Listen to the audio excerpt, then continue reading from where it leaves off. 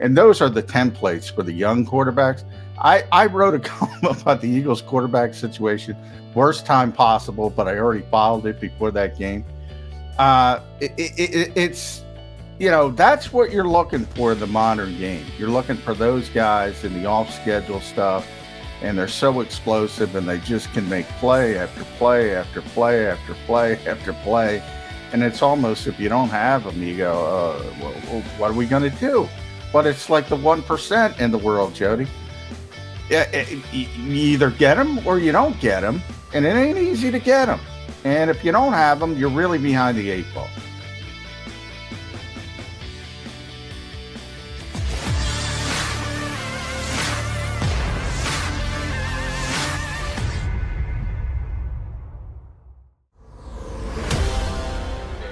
Four teams. It's a marvelous Monday. We're to break it down with you, Jody McDonald, John McMullen, your Birds 365 guys. If you're a fan of the show, you've been listening to us, we thank you very much. While you're at it, like, subscribe, hit that like button early. We get it in. Johnny Mac, we do Eagles conversation about somewhere between 90 and 95% of the time. Today will be part of that 10% that we're not talking about the Philadelphia Eagles, because we just watched maybe the greatest weekend in the history of the National Football League. So we're going to spend a lot of time on that. We'll tie it into the Eagles and how it will have an effect on the Eagles, and there's certainly a way to do that. But would you say, I say on the air all the time, I remember 1969, the Jets won the Super Bowl. I'm a wee lad of only 7 years old, going out with my father on the front lawn, throwing a little Jets pixie football at halftime of their Super Bowl victory against the Colts. So do the math in the National Football League for over 50 years. It's the best weekend of football I've ever seen in my entire life. How about you? Yeah, it's up there. I mean, I haven't delved back. I can't imagine anything being better as far as the 4 games, as far as the drama, as far as everything on the edge of your seat. It didn't look like it was going to be that way early yesterday, but here comes Tom Brady, which is amazing in itself. And then you have, I mean, that's in the conversation for the best game ever, just as far as the back and forth and all that kind of stuff. So, yeah, unquestionably, as far as drama, and I've always described the NFL, and I love this description. I probably said it to you. You'll get it. Not a lot of younger people get it. It's like a Sugar Ray Leonard fight. You don't remember. You get the flurry in the last minute, and you think it's the greatest thing you ever saw. And it was, by the way, the final game. We saw some bad football in Tampa Bay, Los Angeles early. We saw some bad football in Cincinnati with the 9 sacks. But late, man, you get the flurry late, you forget about it, and you go, wow, look at this league, look at this thing. But the nightcap, the final game, that's one of the greatest games of all time. That's going to be in the conversation. If that were in the Super Bowl, it would probably be labeled the greatest game of all time. I mean, just the back and forth and all that. It was unbelievable to watch those 2 quarterbacks. And those are the templates for the young quarterbacks. I wrote a column about the Eagles quarterback situation, worst time possible, but I already followed it before that game. It's, that's what you're looking for in the modern game. You're looking for those guys in the off-schedule stuff, and they're so explosive, and they just can make play after play after play after play after play. And it's almost, if you don't have them, you go, well, what are we going to do? But it's like the 1% in the world, Jody. You either get them or you don't get them, and it ain't easy to get them. And if you don't have them, you're really behind the 8 ball. The final game between the Chiefs and the Bills, 25 points in the last minute and 54 seconds. 25 points in a minute and 54 seconds. And that doesn't count the touchdown in overtime, which Patrick Mahomes takes the kickoff, goes right down the field, 75 yards. Here's our boy Kelsey catching it in the end zone. And by the way, do you think Nick Sirianni would have deferred to open up? He would have deferred. I think he might have, which could have been a potential problem for the Eagles had they been in that game yesterday. Everybody defers. Not in overtime, you don't. But I fear Nick Sirianni. Oh, I see what you're saying. Yeah, in overtime. Would he have deferred in overtime? I don't know for a fact that he would have said, yes, give us the football. I think he might have just out of rote sent his defense out there and said, defer. See, I think it's cardinal sin, as you do, to win the opening coin toss and defer against a team like Kansas City, which he would do. He's not deferring. Who did that once? Who didn't take the football? You remember there was a game. Was it your boy Zimmer up in Minnesota? No, it wasn't Zimmer. It was years ago. It was. I'll have to look it up. But somebody did it once, and no one will ever do it. Marty Morningwig? Yes, Marty. There you go. Marty did it. Yeah, you're right. Yeah. Come on. I blame Nick for not deferring at the beginning of certain games, and he deserves it. But no, he's not at that point, especially in a game when you have that kind of explosion going forth. And then you have the overtime talk. Oh, you got to change overtime. There's no perfect system of overtime. Look, Buffalo had plenty of chances to win that game. Kansas City had plenty of chances to win that. I mean, first of all, why are you kicking off with 13 seconds left? I mean, try to get them to use some time. Maybe they don't. Maybe they down the football and you lose a second, whatever. But a second could be precious in that type of situation. But also, make some plays. Make some plays defensively. You know where the weekend wasn't great, Jody? Coaching. A lot of bad coaching. And these are the best teams. And you saw a lot of guys not putting their teams in positions to win games. And, the two coach of the year front runners would be the top of the list. Mike Vrabel in Tennessee, Matt LaFleur in Green Bay. I mean, they're just awful performances. And those are the two coach of the year. So as we speculate, and then we'll talk about this week, but the coaching market is going to heat up this week. And I think you're going to see some hires this week. You see these people on social media. It's not just fans, it's media people. They're so sure so-and-so and certain name's going to be a head coach. I don't know if they're going to be a good head coach. Nobody knows. And you just saw some of the best head coaches lay some eggs on the biggest stinking stage there is. What really bothered me, and yes, I got caught up in it, and I'm not going to overly emphasize the negative because there was just so much positive in the excitement. 4 walk-off wins. It's the most walk-off wins in an NFL playoff year ever, and they did it in 1 weekend. 1 weekend, 4 walk-off games. So that is, as you pointed out, your Sugar Ray Leonard analogy.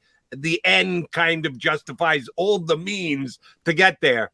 But the means, how do you not cover Cooper Kupp? How do you allow Cooper Kupp to make 2 consecutive catches? Think about Anybody but Cooper Kupp, okay, fine. He gets 2 straight catches. Yeah, if Todd Bowles thought he was in the running for a head coaching job, that went by the wayside with that last Rams possession. I'm sorry. Well, that's a perfect example. Todd Bowles is one of the better defensive coordinators in this league. I think everybody would agree with that. They have no timeouts.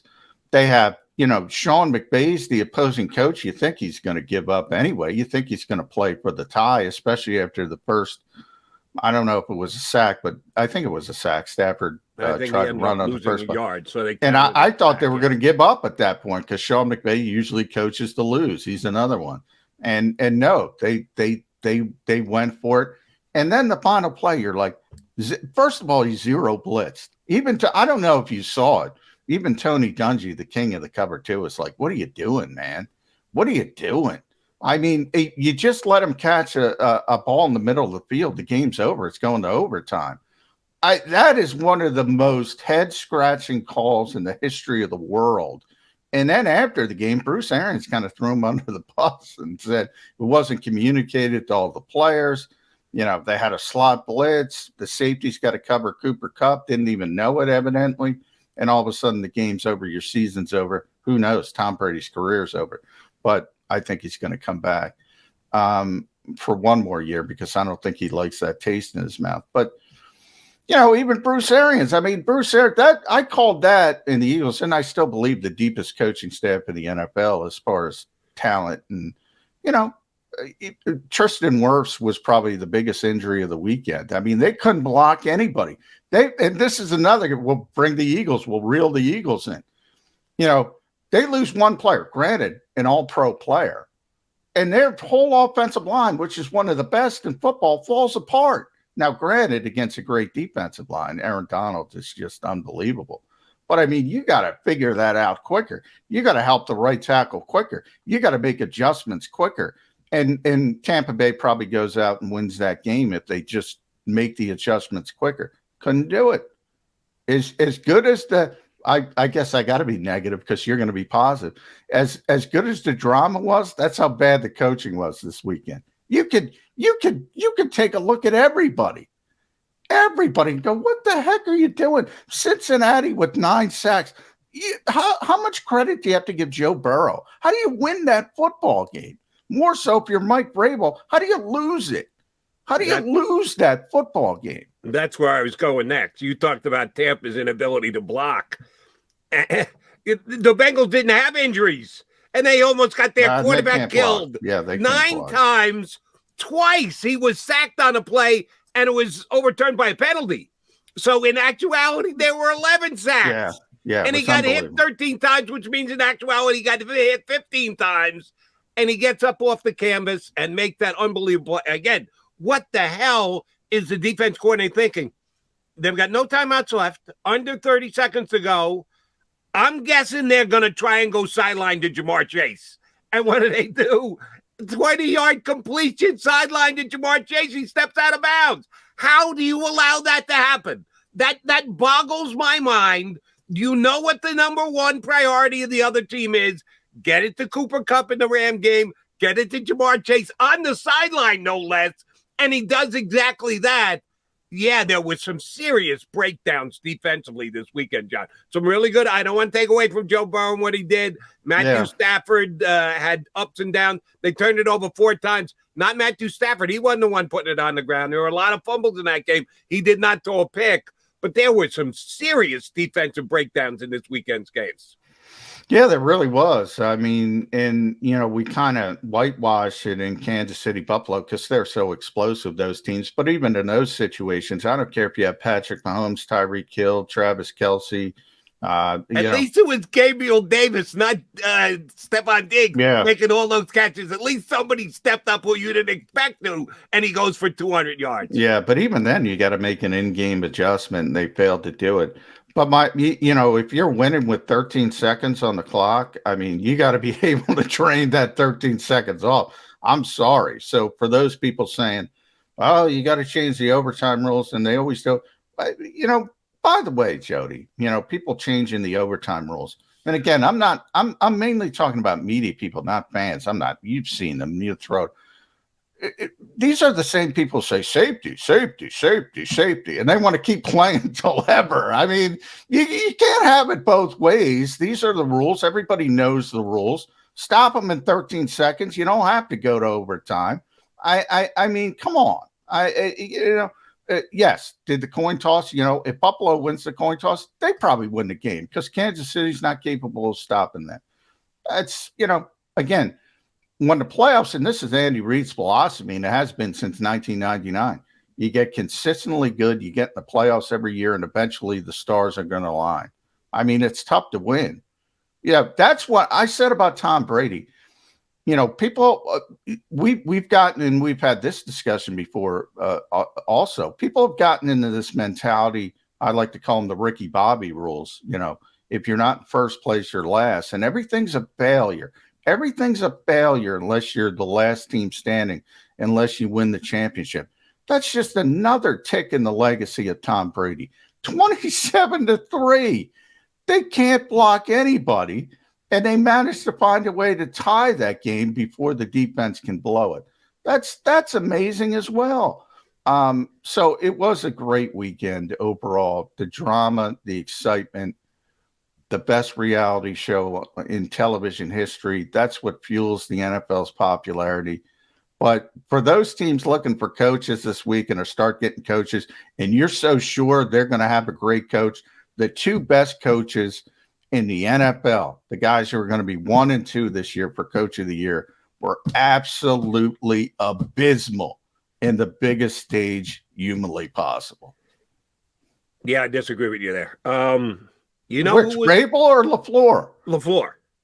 What, the guy can't even get 11 people out of special teams. He's not even a head coach, Jody. I'm workshopping this term. John, I know how big a Aaron Rodgers fan you are. I'm a huge Aaron Rodgers fan. Off the charts Aaron Rodgers fans. He stunk. He wasn't just bad on Saturday night. He was terrible what does that have to do with on the Saturday night. teams? He couldn't. This is a phrase that we all use in football now. 10 years, 15 years, 20 years. I don't know, even though when you would say it came into fruition, but put the ball on him. The ability of a quarterback to get the ball to his right receiver within the frame of his body, hit him in stride, put it on his numbers.